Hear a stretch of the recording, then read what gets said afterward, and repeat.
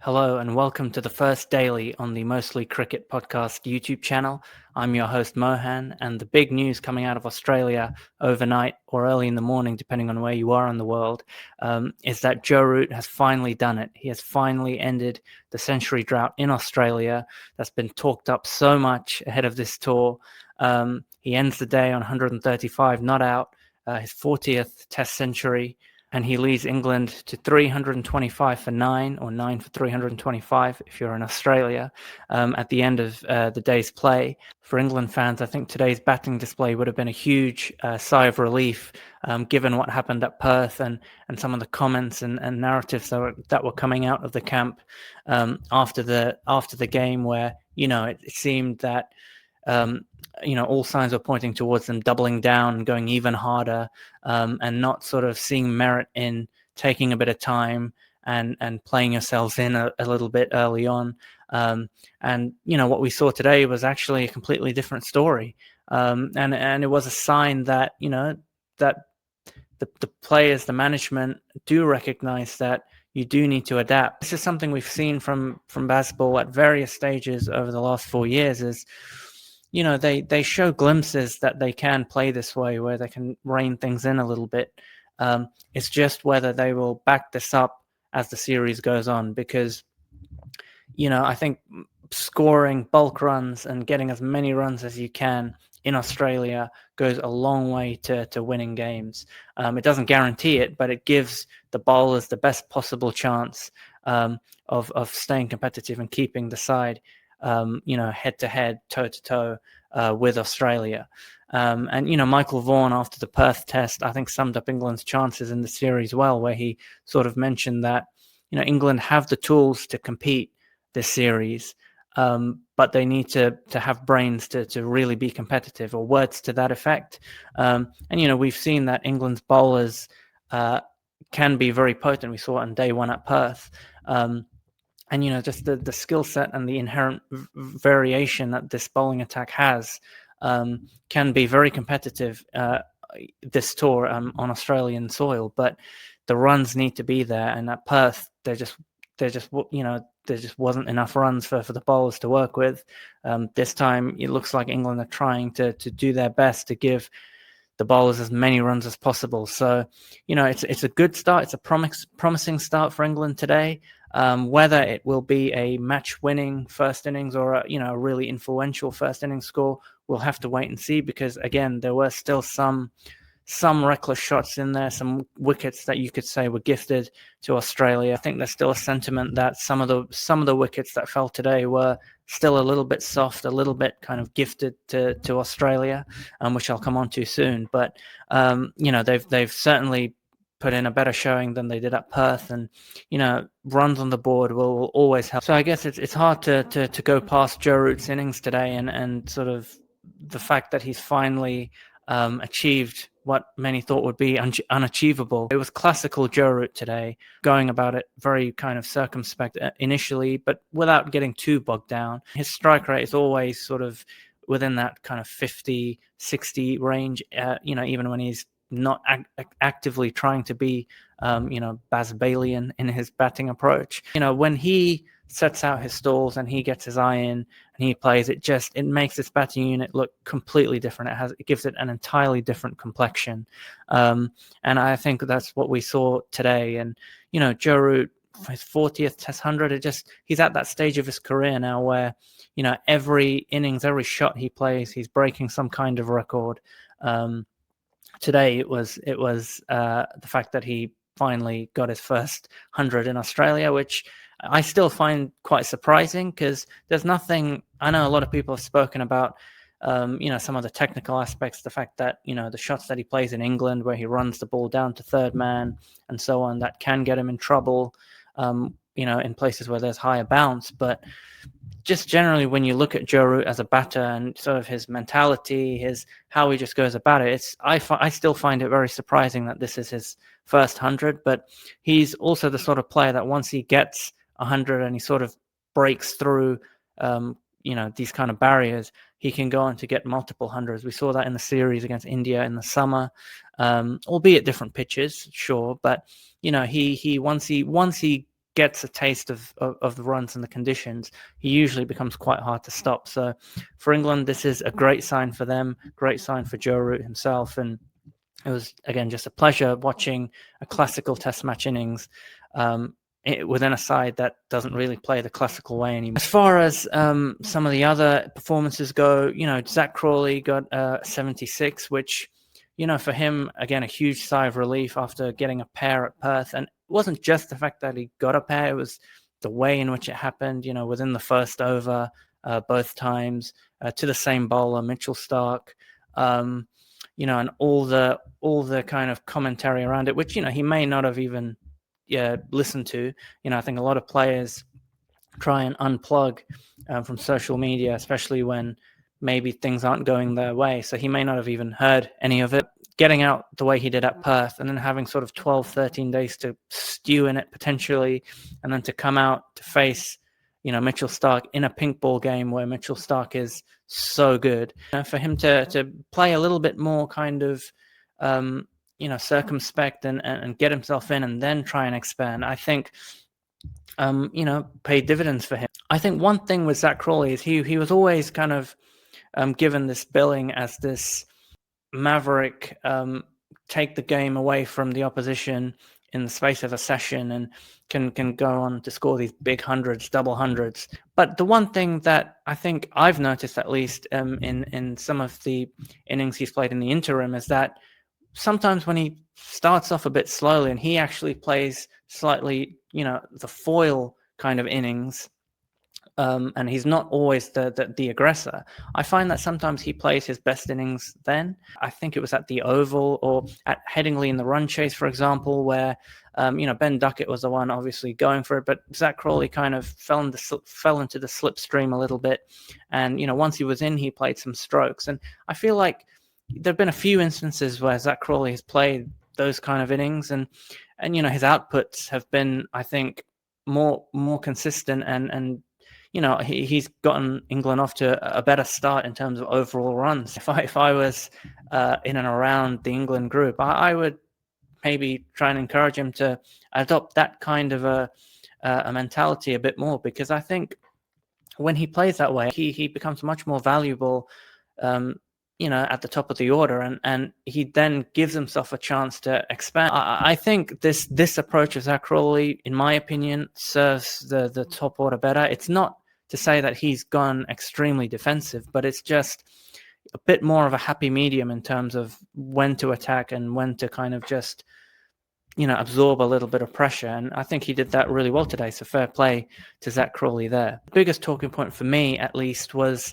the wickets of Harry Brook, Ben Stokes, and, maybe to a lesser degree, Ollie Pope, and also Zach Crawley a little bit as well. England finished the day 325 for 9. It's a score over 300 in Australia, which, England have struggled to rack up in, various attempts over the last few tours. So a score over 300, especially in a day-night game, is already a huge effort. But given the fact that the pitch looked like it had become a little flatter to bat on, and I think Zach mentioned it himself in a post-play interview where he felt the pitch was kind of getting flatter even when he was batting, and that was, earlier on in the day.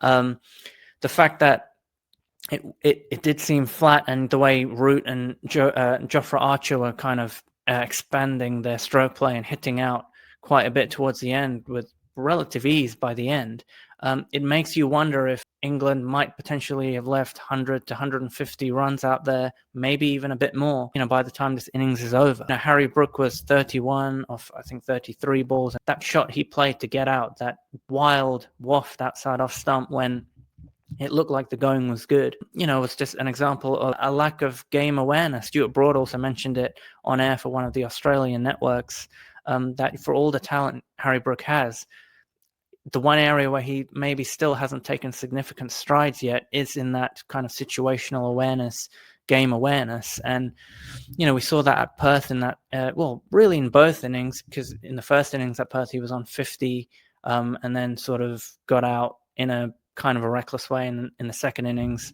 obviously, he played a shot on the up outside off stump.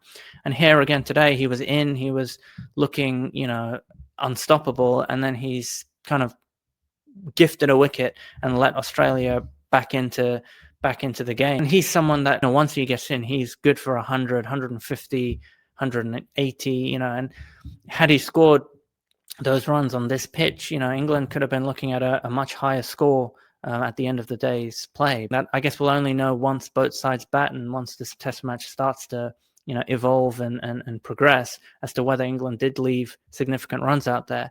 Ben Stokes was another one. He was looking like he had found a tempo. He was settling in as sort of that foil role to Joe Root.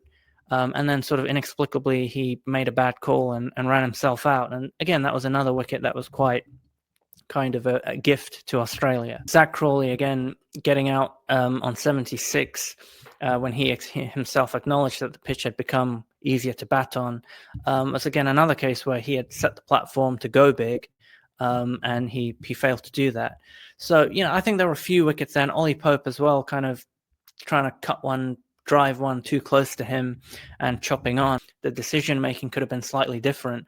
I think certainly in Harry Brook's case, it should have been different, but I guess we'll find out at the end of the test match, or maybe in a few days' time, as to whether England did leave too many runs out there, or whether if this will end up being enough.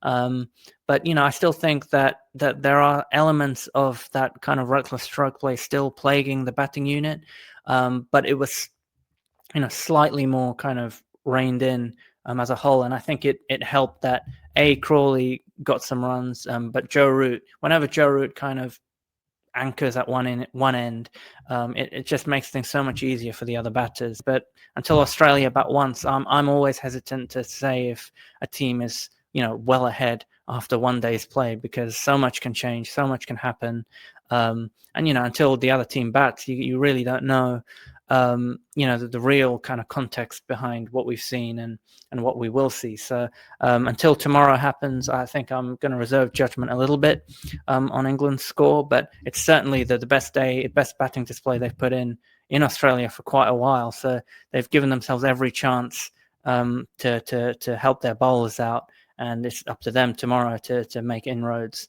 into the Australian batting lineup. For Australia, some of the big talking points came in the team selection. So obviously they were very coy and kind of playing the cards close to their chest in not announcing an 11 the day before the test, which is generally the custom, ahead of a test match.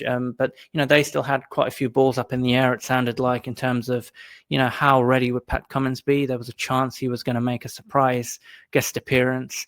He hasn't, as it's turned out. Usman Khawaja was obviously ruled out a couple of days out, and I guess Travis Head is going to open. I don't see them. Obviously the Usman's replacement technically has been Josh Inglis, and I don't really see them opening with Josh Inglis. I think given Travis Head has a bit of exposure to opening at test level, and the fact that he did it so well at Perth, and given the mood around Travis Head and how giddy he got everyone in that first test, I think Travis Head will be opening tomorrow, and Josh Inglis will stay at will stay at 6.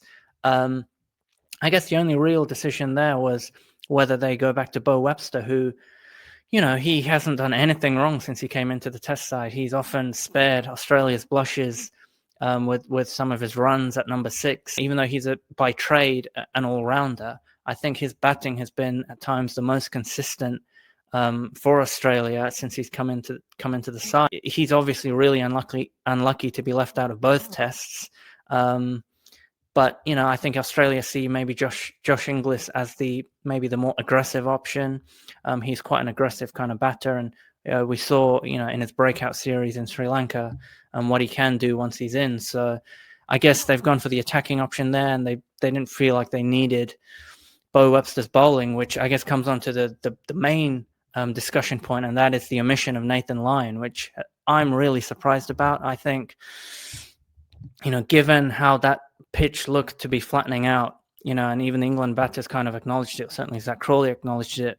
But given how easy it looked to bat towards the end of the day there, with Jofra Archer kind of swinging without worrying too much about bounce and movement, I think Australia have potentially missed a trick in not picking Nathan Lyon. If I was captain, I would pick him every time in a test match. Firstly, he's not just a spinner for spinner's sake, for variation's sake. He's debatably, well, in my mind, he is the best spinner of the last decade, all-round spinner. He has a game for all conditions. We've seen that, in Australia, in the subcontinent. He has ways of containing, but also taking wickets. He has a good record at the Gabba. He has a good record against England, and especially against this Bazball batting approach. He could have been a legitimate wicket-taking option for Stephen Smith. There were periods today where the pace bowlers, it looked like nothing was really happening, and the England batters were scoring quite freely. And a change of pace, I think, would have been really interesting as a strategic play there. But also, as I say, as a wicket-taking option, I think he could have tempted some of the batters to maybe go after him after they'd gotten themselves in. Maybe they would have felt like, now's the time to really go hard at Nathan Lyon, and maybe that could have brought about a couple of wickets. Again, we'll never know that for sure. But given Nathan Lyon's kind of technical nous, tactical nous, I'm really surprised that he was omitted. And he gave an interview on the sidelines, I think during the day's play, to I think 7 Cricket, and it was the first time I've seen a player look so kind of visibly kind of angry and annoyed. And I think he had kind of mentioned that he, since hearing that he had been dropped, that he hadn't really spoken to the coach or the selector, George Bailey yet, and that he just needed some time to process it all. And he just seemed very visibly upset by that. And I can understand why. Now, again, it's until this test match plays out. Maybe Australia will be vindicated in their decision to not pick him if they do win the match and the seamers all contribute. But from what we saw today, Mitchell Starc, who we'll come on to in a moment, Mitchell Starc was incredible. But the other bowlers, Michael Neser, who, he was picked, I guess, as his style of bowling is meant to be good for these conditions, and we've seen it in the past. Him kind of have success with the pink ball underlights at that kind of fast medium pace. But you would say that most of the pace bowlers in general kind of struggle to replicate what Mitchell Starc produced, and I think a lot of them are inexperienced in terms of test match experience. Even Scott Boland, who's been around for a while, he doesn't always play, and so to have Nathan Lyon as sort of a lieutenant to Mitchell Starc, I think would have been really handy today. Even Cameron Green, he's only coming back to bowling fitness after various back and side issues. So I think a lot was placed on Mitchell Starc's shoulders, and to be fair to him, he hasn't let that weigh him down at all. He's again, he's got another 5-wicket haul here on top of the 10 at Perth, but I think Nathan Lyon could have offered so much today. And as the test match goes on, as the pitch gets potentially flatter, or maybe even breaks up much later in the test, I think he could have had a really useful role in this attack. So we'll have to wait and see if this decision will pay off. But I was really surprised that he'd been left out of the attack. Coming on to Mitchell Starc, so he's again backed up his 10 for. It's another situation where he was going into this test without Pat Cummins or Josh Hazlewood. He showed up Perth that didn't really deter him. He I think himself said that that didn't really bother him. He's been playing Test cricket for about 13 years now, and he often takes the new ball. So he, I guess, has always been kind of a leader of the attack. And today again proved why he is the most successful pink ball bowler of all time. While there were a couple of wickets which maybe England batters helped him out, a lot of the wickets were him just kind of persisting with good line and length, swinging the ball, and just doing all the things you would expect Mitchell Starc to do with a pink ball. And he's doing everything that he possibly can in the absence of Cummins and Josh Hazlewood. And just a personal record, I guess, for him is that he went past, statistically, Wasim Akram in terms of the most wickets for a left-arm pace bowler ever. going past Wasim Akram's 414 wickets. So, I mean, I think that says a lot about just how good Mitchell Starc has been for such a long period of time. I think, many, including myself, would still say that Wasim Akram is the more skillful bowler and probably the more kind of impactful bowler, kind of across conditions, perhaps. But the fact that Mitchell Starc has taken now over 414 wickets, it shows how good he is, and he's one of those bowlers that, as he's getting older, he seems to be adding more tricks to his armory. We've seen him use the wobble seam delivery, which he himself admitted he could have introduced a few years earlier. But he kind of maybe was a little bit resistant. I don't know. Mitchell Starc has done everything he possibly can to serve in the absence of Cummins and Hazelwood, but I think they need one of the other experienced guys, one of the other incisive bowlers to help out Mitchell Starc, because he's at the moment doing it largely on his own. You can't just leave it to Mitchell Starc to run in and get fifers every time. So going into tomorrow, it's still hard to tell who's really in front. Runs on the board always helps, but again, until Australia bat, it's hard to really kind of judge how many runs is enough. I want to reserve judgment in terms of exactly how strong a position England are in. Obviously, runs on the board always helps, especially in a day-night match. One other interesting kind of side story or side plot that was developing towards the sort of the last 40 minutes of the day was whether there was a chance that we'd see England take an enterprising declaration, a premature declaration, to have a crack at Australia's top order. But I'm kind of glad that England didn't. I think, in Australia, getting as many runs as you can when you can is the most important thing. We've seen this England side take some hasty declarations on day one after they've chosen to bat. You think back to even the first test of the last Ashes series at Edgbaston. By the end of it, it turned out maybe those extra 30, 40 runs that they may have scored for the last wicket could have helped them get over the line, but in the end, Australia got over the line in that instance. And we saw a similar situation in New Zealand in 2023. So yeah, I'm glad that they didn't do it here, especially in Australian conditions, because runs are so hard to come by at the best of times. And when you're in a position where you've got over 300, I think just scoring as many runs as you can is always the best ploy. You can't take for granted that what you have is enough. And I think, with the pitches in Australia in general, I think there'll always be something for the bowlers. So I don't feel like you necessarily have to worry about giving yourself more time to get 20 wickets. I feel like there'll always be enough chances to get 20 wickets in Australia. So I'm glad that England didn't go down that route and declare, even though they have over 300.